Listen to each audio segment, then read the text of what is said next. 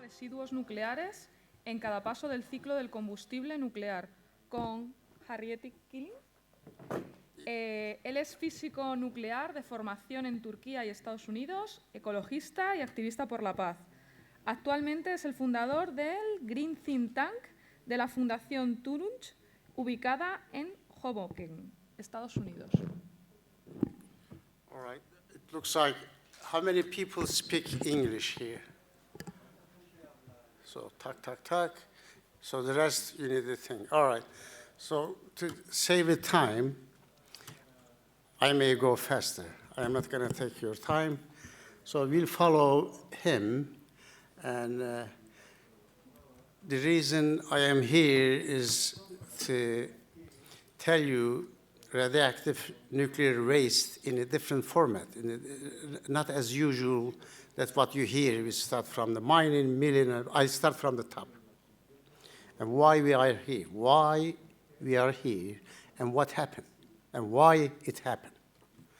Basically, this is what we have in the world. All the nuclear radioactive waste is peppered around the world. And the reason we have this is because of this. No electrical energy, no other reason than create nuclear bombs. As we speak, the number of the nuclear bombs was 1980s, 84,000. After the international agreement between Russia and United States and NATO, they are down to like 17,000, which is scattered between Soviet Union, ex-Soviet Union, and the Western world. And the global plutonium, now we have military plutonium and civilian plutonium. And as we speak again, total plutonium scattered around the world, mostly United States and Russian Federal, and Europe is about more than 400,000 tons. Pure plutonium ready to build nuclear weapons. Now, when we talk about the nuclear waste, radioactive waste, most of the time people forget there is a waste still in the atmosphere as a result of nuclear weapon tests. They are there. They are not going anywhere. And as you know, that so far we had more than 2,000 nuclear weapon tests, mostly done with United States, over 1,000 in the atmosphere, in the water, or underground. And most people don't realize this is another radioactive waste, free.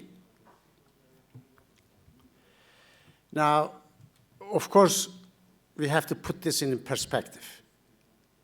Who's got the nuclear weapons? And I'll just simply summarize. And as we speak, in the western and eastern part of the world, we have about 2,000 ready deployed nuclear weapons to be pushed. And a couple speakers already mentioned that nuclear weapons have a dual use. Nuclear power had one use, only one use, to produce plutonium-239 for nuclear weapons. And again, 2019, you have 42 countries which has a possession of plutonium and uranium. Half of these have the facilities, the technology to separate uranium and plutonium so that they can make the bombs. And 18 of these countries already enriching the uranium or plutonium. As you may know, in order to make a nuclear bomb, you have to have more than 80% of enriched uranium or plutonium. Otherwise, it doesn't explode it's supposed to be. And again, 2019, we have more than 40 countries embarked on the nuclear energy program, but it is actually not nuclear energy. As you may know, Iran built a nuclear power plant where they sit in the richest gas and oil resources. But their program is nuclear weapons. And as we speak again, the United Emirates are building a nuclear complex across the Iran by South Korean company KEPCO, turnkey ready for the electrical production? No. Again, as we speak, there is a big debate in the United States now. Saudi Arabia doesn't want to bother with building the nuclear reactors, separate the uranium from plutonium. They want to buy directly the weapon technology. And this was going on since 10 years. Obama administration killed it. But when the Trump administration came to the power, they started negotiating with Saudi Arabia, directly transfer all the necessary plutonium-239, all the equipment, so they can put the nuclear bombs in a couple of months. Thanks God that the Democrats won the elections. And because of what's going on in Yemen, they are using the nuclear, not necessarily nuclear weapons, but American weapons to literally massacre Yemenis. So there is a big debate now in the Congress whether or not they will sell the nuclear weapon technology to Saudi Arabia. Now, as I mentioned, after 1980s, on both sides of the free world and Soviet Union, we had more than 80,000 nuclear weapons. And also, as we speak now, we have plutonium-239, pure plutonium-239. And to make a nuclear weapon, you need only 2 kilograms of, and it weighs just as much this. So in Europe, as you see, Belgium, France, Germany, India, Japan, Russia. So we have globally total 270 tons of plutonium-239. And they don't know what to do with it.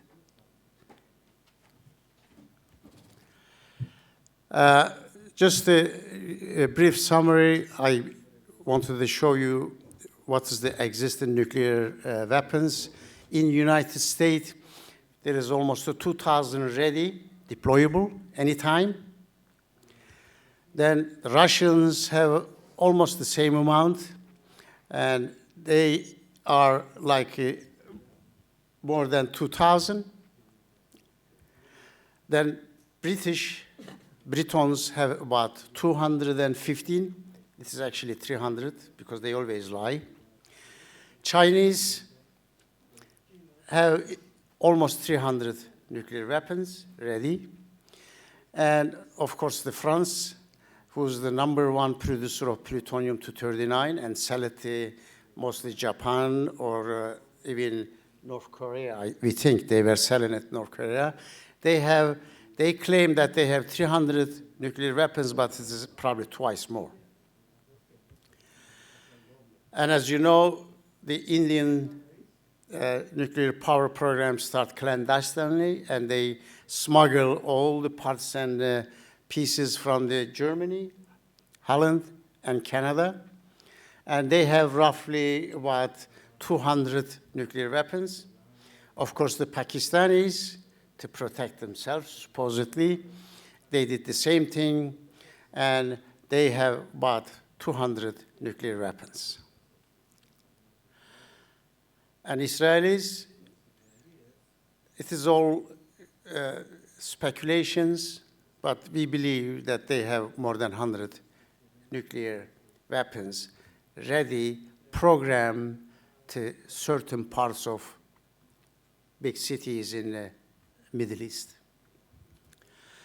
Now, again, there is another big problem that most people don't realize. It is the depleted uranium shells. These are the shells that are made from uranium-239 because they are very dense and they are used in the tanks or in the airplanes. And that, as you may remember, they have used that in Kosovo, 10 tons, in Iraq, both Iraq wars. And when they explode, when they go into the tank or a building, when they explode, then you have uranium-238 particles, 2 micron or 5 microns or 10 microns. When you inhale that, that's it. It goes to your bones, your kidneys, and at this point, the European Army, United States Army, still use these depleted uranium shells.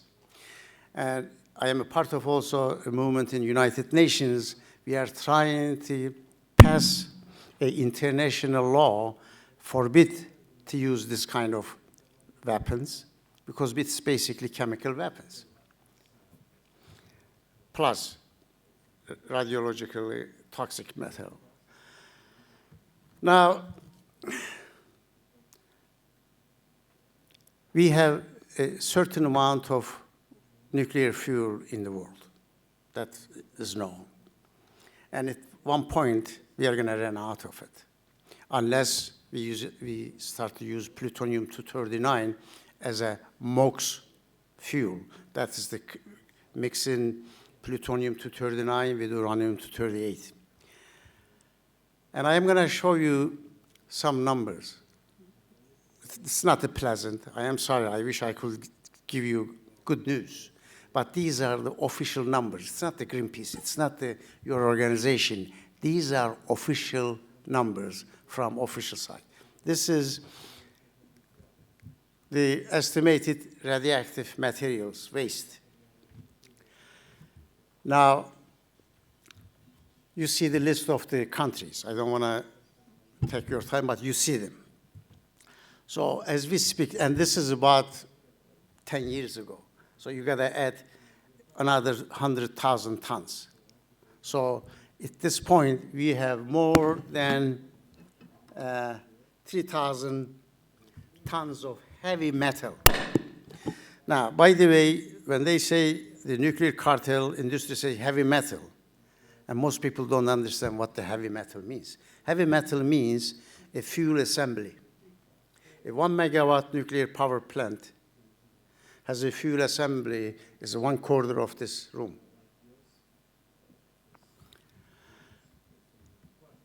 Now, this is again an official report as of 2002, and this is the spent fuel.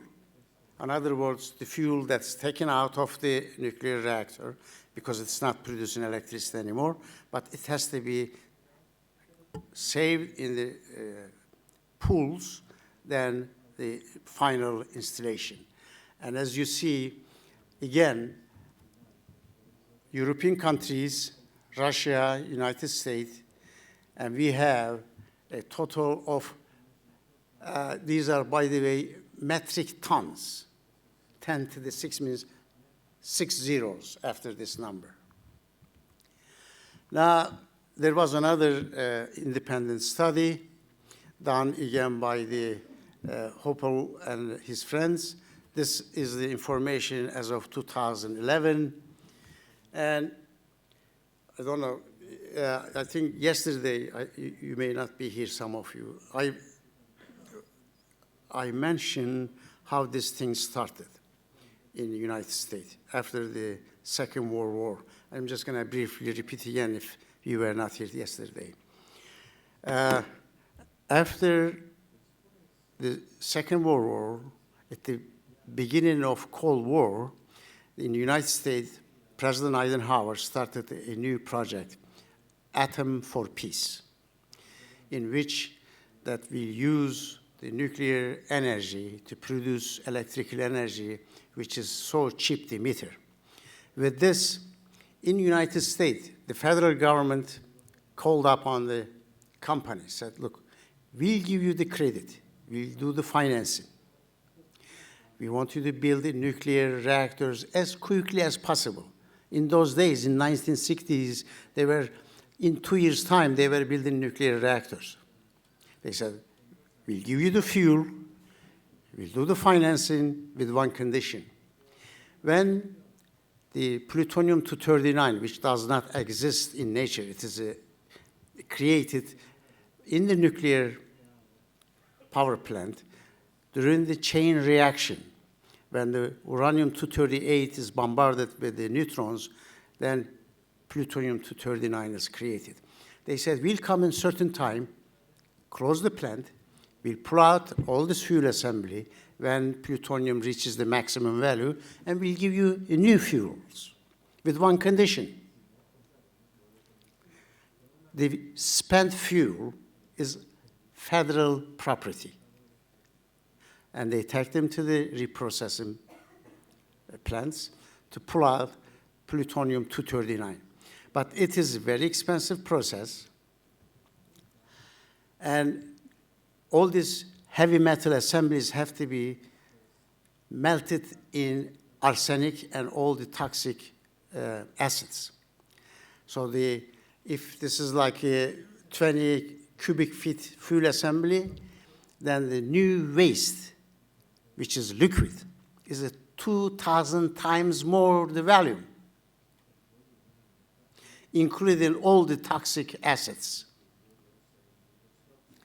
Now, in 1980s, on both sides, there was enough plutonium and enough nuclear weapons. So the federal government stopped taking these fuel assemblies. And the 17 companies running the nuclear power plants in the United States didn't have enough room in the cooling ponds, because you have to take it out, to make room for the new ones. They store them in they call it dry casks, because there's no more room left in the pools. People living in that area sue the companies that we don't want this on our backyard because it is dangerous. The 17 utility companies is suing the federal government. They said, this is your property, this is not our property. So still, the court could not make a decision. We are still in the court. And as it is mentioned before, in the United States, just 100 miles north of Las Vegas, there is a final repository project in the Yukon Mountains.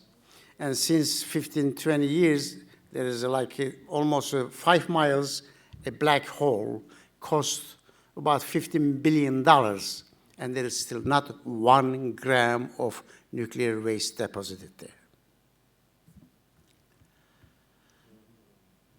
The other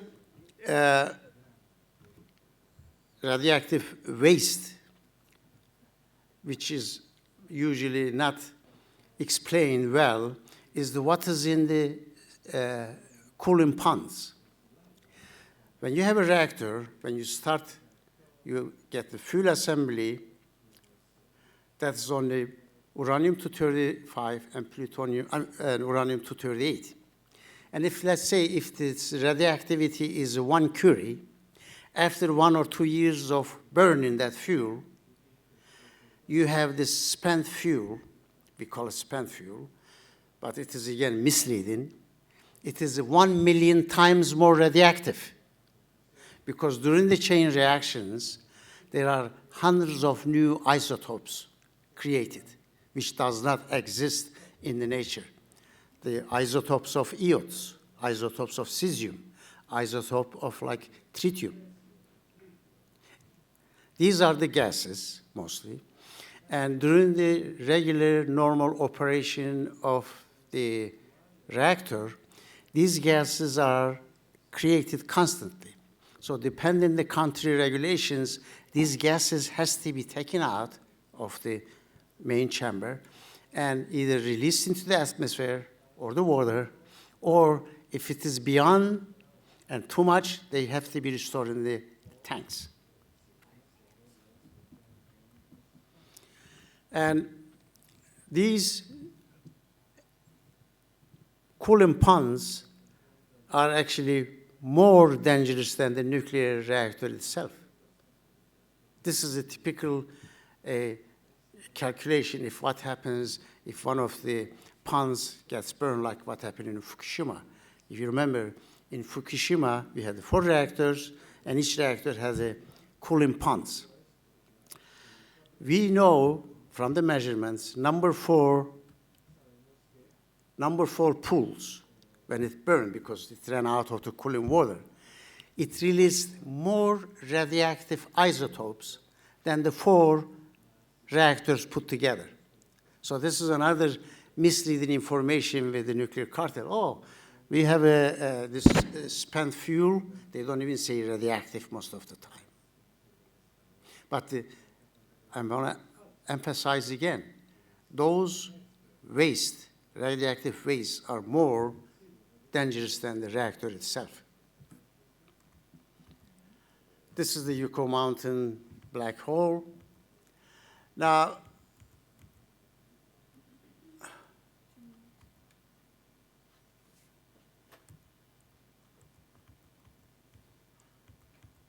I want to tell you,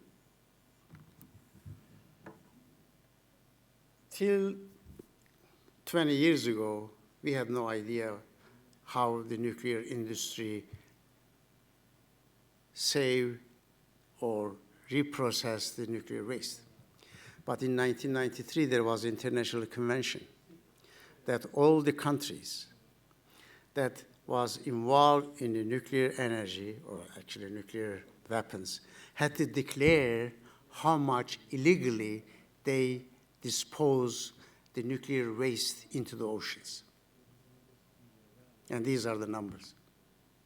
The Russians did even dumped 6 reactors. They just took it apart, and they dumped it in. So since 1993, they cannot, there is of course illegal activities going on. We know Japan and Russia still dumping the nuclear waste into the oceans. Now, there was also stress tests in Europe and all nuclear energy producing countries. And what they found after 2 years of, so it is mind-boggling how the nuclear industry is relaxed, how do they don't care about the rules and regulations. And these are the, by the way, anybody interested, I am a person, I can share this PowerPoint. Just tell me, I'll give it to you. So she's reminding me 2 minutes, 3 minutes, so I am gonna cut it now. But this takes more than 1 minute. Again, there was a study by Columbia University, who was in the front line of ionization radiation. In other words, they study the people living around these nuclear power plants. These are the numbers. And if, God forbid, something happens where I live in New York, 20 miles from the Manhattan, we have 17 million people living in the area, and that reactor is a sister of Fukushima, 40 years old, Indian Point. There's no place to run. There is no place to hide. And this is the latest pictures. With that, I go back to New York. I'm joking. All right.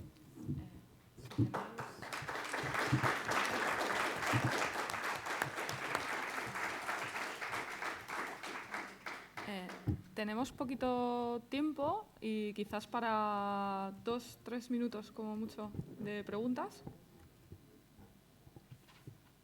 In the meantime, I am going to do some clandestine, so ear and eyes. El micrófono no sé dónde está.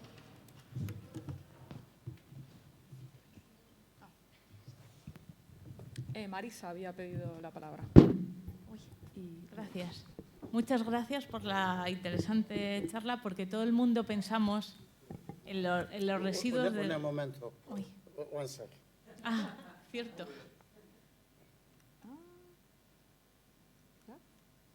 This channel? Channel 1. Yeah, I am here. Cool. Go ahead. Vale. Ahora he perdido donde tenía apuntada la pregunta. Vale. Muchas gracias por la exposición, porque cuando pensamos en el ciclo del combustible, casi todos, yo personalmente pienso en las centrales nucleares y se nos olvida de todas las armas, de todo el plutonio que hay en todas las armas que has añadido. Me parece muy bien, muy ilustrativo.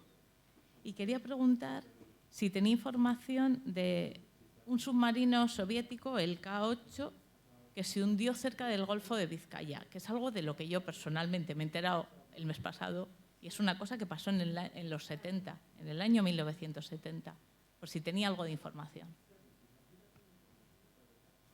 No, but we know it's gone. It is sunk. And even it is a military question. Nothing comes out of Russia.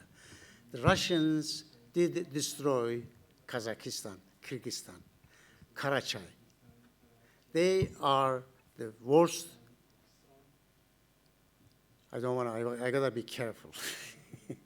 They are the worst country which has no respect for the human lives, no respect for the environment.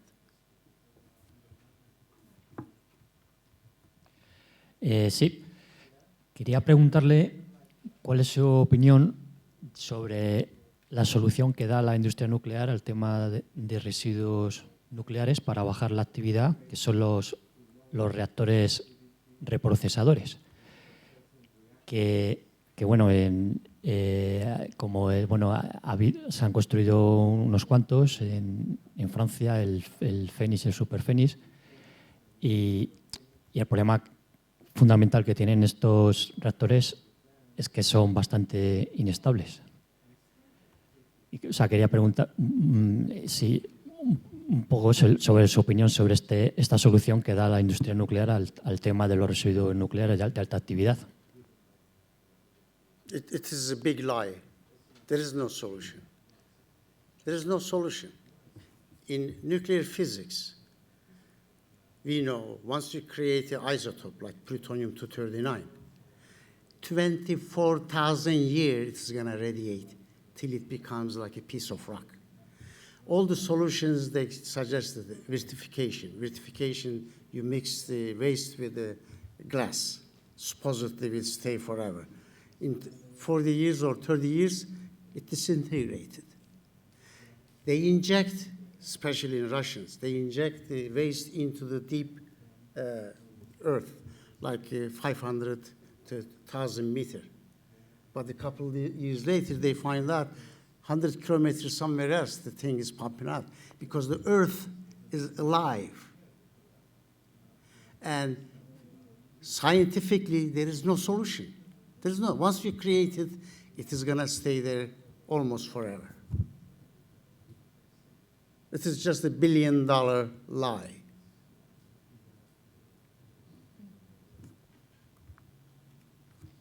¿Alguna pregunta más? ¿No? Cool. Muchas gracias. No problem.